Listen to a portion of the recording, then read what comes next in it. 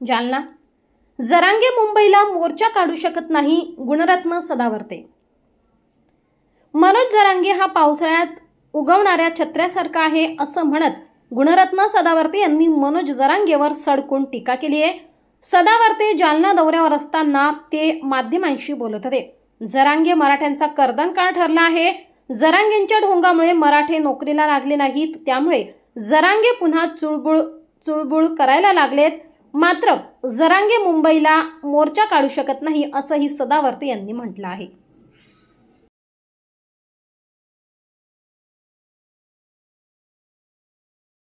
केलाय आता बोलताना 57 लाख नोंदी ज्या आहेत त्यांच्या कुणबीच्या सापडलेल्या आहेत.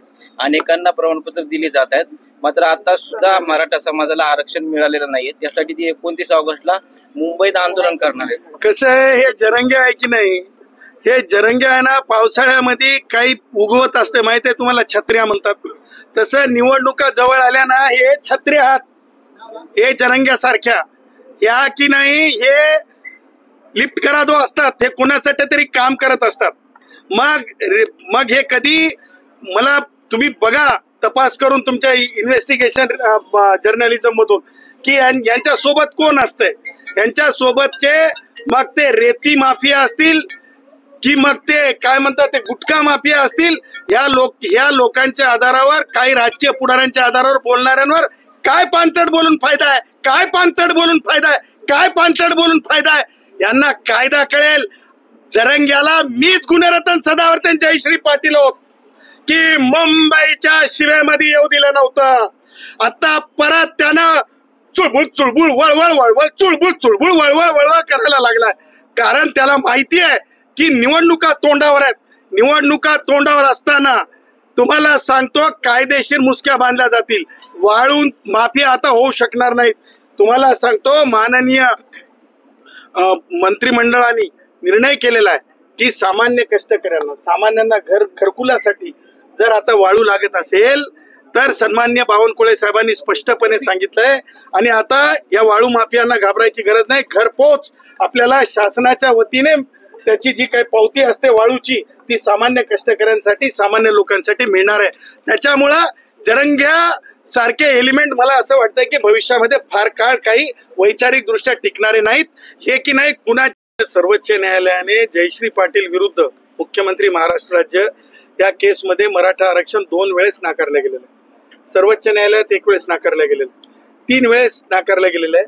आम्ही वारंवार ही विनंती करत होतो, परंतु माननीय मुख्य न्यायमूर्ती मुंबई उच्च न्यायालयाचे 2 होऊन गेले. त्यांनी ह्या केसचा अंतरिम स्थगितीचा निकाल त्यांच्या कार्यकाळात लागू शकला नाही. म्हणून आता तरी वैद्यकीय प्रवेश, अभियांत्रिकी प्रवेशाच्या अगोदर हा निकाल लागावा. खुल्या वर्गातला ब्राह्मण असेल, वैश्य असेल, गुजराती असेल, मारवाडी असेल आणि जो एससीतला हुशार वर मार्क घेतलेला, मराठ्यातला हुशार वर मार्क घेतलेला, तो सुद्धा खुल्या वर्गात येतो. खुल्या वर्गावर अन्याय होणं, खुल्या वर्गातले लोक हिंदुस्थानी आहेत की नाही, खुल्या वर्गातल्या लोकांना काही संविधानिक अधिकार आहेत की नाही, मला सांगा. आमच्या कोमटी समाजातला कुणी बोलणारच नाही. 75% आरक्षण होऊन गेले, कसं संविधानिक राहू शकेल. त्याच्यामुळं हे रिझर्वेशन टिकणार नाही.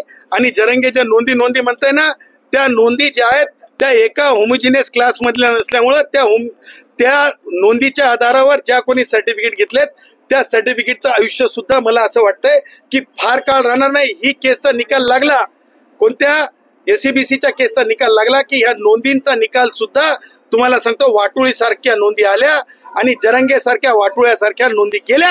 हे डंक्या की चोट पे ह्या जालन्यामध्ये सांगून जातात. बे हा पावशेरी, तुला कोण विचारतंय बे? सरकारला आणि सन्माननीय जे कोणी कोणत्याही समाजाचे असू देत, उदय सामंत ब्राह्मण असतील म्हणून तुम्ही त्यांना टीका करू शकत नाही. जसं संजय राऊतच्या बोलण्यामध्ये म्हणाला होता की नाही उदय सामंत काय नेते आहेत काय. म्हणजे काही लोकांचा, जरंगे सारख्या या लोकांच्या नजरेमध्ये कसं असतंय, मग मुख्यमंत्री ब्राह्मण समाजाचे झाले, उदय सामंतांसारखे ब्राह्मण समाजाचे मंत्री झाले, समजा काय म्हणतात महसूल मंत्री अदर दॅन म्हणजे ब्राह्मण म्हणजे इतर समाजातले झाले, ओबीसी समाजातले झाले, की असे काही लोक बोलत राहतात जे जातीच्या चष्म्यातून पाहतात.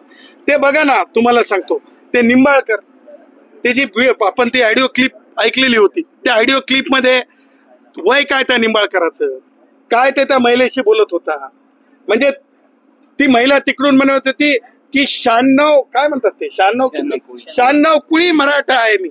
हो, कोणत्या पब्लिक सर्वंट राहिले मला सांगा, ज्या गोष्टी भटक्या विमुक्तांच्या नेत्यांवर लागू पडतात, खोटे गुन्हे तयार करण्यासाठी, अडकवण्यासाठी, मग ते सन्माननीय मंत्री गोरे ना काय आपले नाही उदय सामंत नाही, ज्यांच्या बाबतीत निलंगेकर बोलले जयकुमार गोरे हे मायनॉरिटीचे आहेत किंवा जे राज्य करणाऱ्या समाजापैकी नाहीत, आतापर्यंत राज्य करणाऱ्या समाजापैकी नाहीत. ही अशी विक्टिमायझेशनची प्रोसेस आहे ना, ही विक्टिमायझेशनची प्रोसेस काठावरला मराठा समजणारा संजय राऊत असेल किंवा लुडबुड करणारा जरंगे असेल, यांच्या डोक्यातच भरलेली आहे. त्यामुळे मला असं वाटतंय की या लोकांना की नाही येणाऱ्या काळात मराठा समाज अहो त्याचा मोर्चा निघणार आहे का, ते तुम्ही पत्रकार दाखवता मग त्या दवाखान्यात जाऊन बसते, मग ते परत दवाखान्यातून बाहेर येत आहे, परत त्याची काहीतरी चुळबुळ वळवळ सुरू होते. ही वळवळ आणि चुळबुळ जी आहे ना, मी तुम्हाला सांगितल्याप्रमाणे ही फक्त की नाही काय म्हणजे काय भपकमबाजी आहे. भपकमबाजीच्या पुढं काही सुद्धा नाही, हे मी तुम्हाला डंके की चोट पे सांगतो. तो काही मोर्चावरच्या काही काढणार नाही, तो काही काढू शकत नाही. आणि तुम्हाला सांगतो, तुम्ही म्हणालात ना ते नोंदी, हा जरंग्या माझ्या मराठा भावांना कसाही बनलाय. मराठा भाऊ माझा श्वास आहेत, ती माझे आहेत, परंतु हा जरंग्या त्यांना कर्दन काळ झालाय. कसा सांगतो, हा जरंग्यामुळं माझ्या मराठा भावांना जे 8.5% जवळ जे EWS मध्ये जे IAS म्हणजे जे काही अधिकारी व्हायचे स्टेट मधले आणि केंद्रातले, ते अधिकारी आज होऊ शकलेले नाहीत. याच्या नोंदीच्या ढोंगामुळं, याच्या नोंदींच्या नाटकामुळं फक्त 5%पेक्षा कमी मराठा भाऊ आज शासनसेवेमध्ये आलेत. मला सांगा, जरंग्यामुळं नुकसान झालंय की जरंग्यामुळं फायदा झालाय? आणि मला परत सरकारला विनंती करायची आहे, दिलेलं 10% आरक्षण न्यायालयाच्या निर्णयाच्या आधी वापस घ्यावं.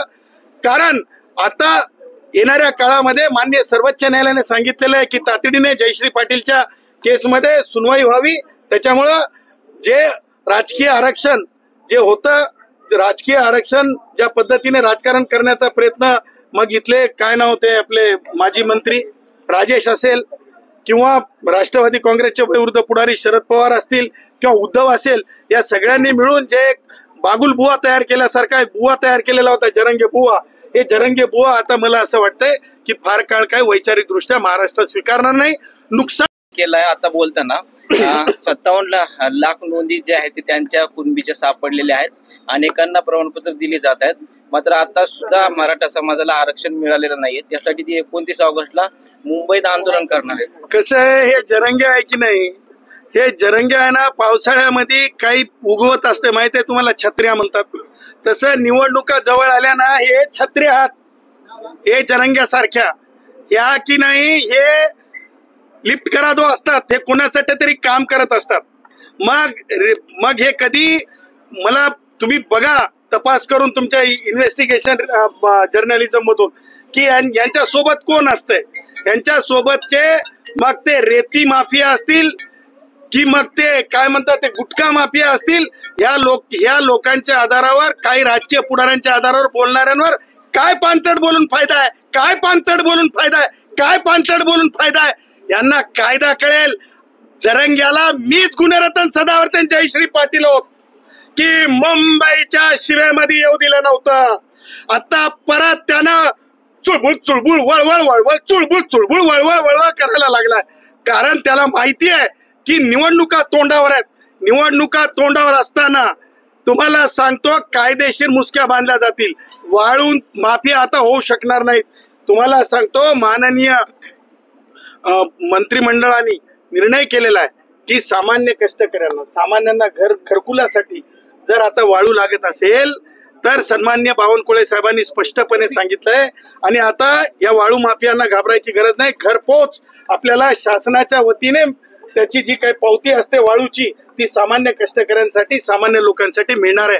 त्याच्यामुळं जरंग्या सारखे एलिमेंट मला असं वाटतंय की भविष्यामध्ये फार काळ काही वैचारिक दृष्ट्या टिकणारे नाहीत. हे की नाही कुणा